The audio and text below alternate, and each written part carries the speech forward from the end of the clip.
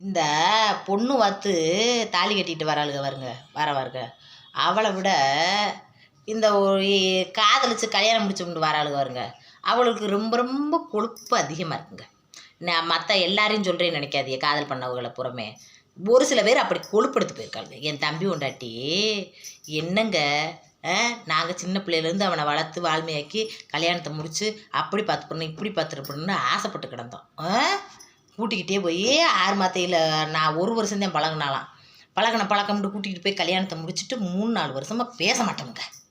இப்போத்தான் என்னத்தையே என் தம்பி வந்து வீடு வாசலுக்கு ஆத்தாப்புன்னு வந்து போக பேச வர இருக்கேன்ண்டு சண்டையான சண்டை ஓடுறாலாம் பார்த்துக்கோங்க. இப்போ வந்து என் தம்பி எங்கள் வீட்டிலே இருந்துக்கிட்டேன். இப்போ என்ன சொல்கிறாங்க, அவங்க ஆத்தாவும் அப்பாவும் காதலிச்சு கல்யாணம் முடிச்சு கூட்டிகிட்டு போய் உன் பையன் என் பிள்ளையே ஏமாற்றி விட்டேன்ட்டு. இதுக்கு பேர் ஏமாத்துறதா? என்ன ஒரு காலத்தில் சண்டையும் சரத்தையம்மா போட்டு கொடுத்துருந்தாலும் ஒரு நேரத்தில் தாயும் தப்பேன்னு மாமியா மக்கன்னு சேர்ந்தா என்ன தனிமையில் வாழ்ந்து என்ன பண்ண போகிற? நாளைக்கு ஓம் பிள்ளை நீ கட்டிக்கிட்டு நீ பெற்று வச்சிருக்கே அந்த பிள்ளை நாளைக்கு கூட்டிக்கிட்டே ஓடி போய் உன்னையும் உன் புருஷனை தனிமையை விட்டுட்டு போகிற அன்றைக்கி தானே தனிமையோட அருமை தெரியும்.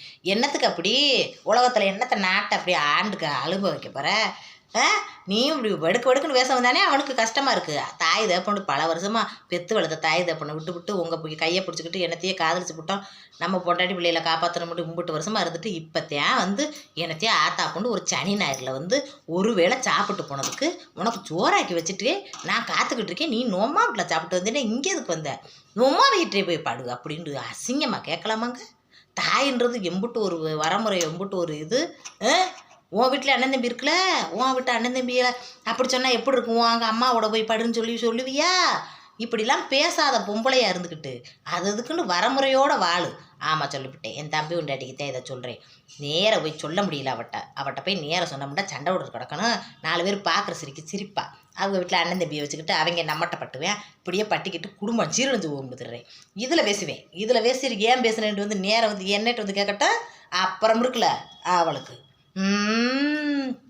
என்ன ஒரு கொழுப்பு.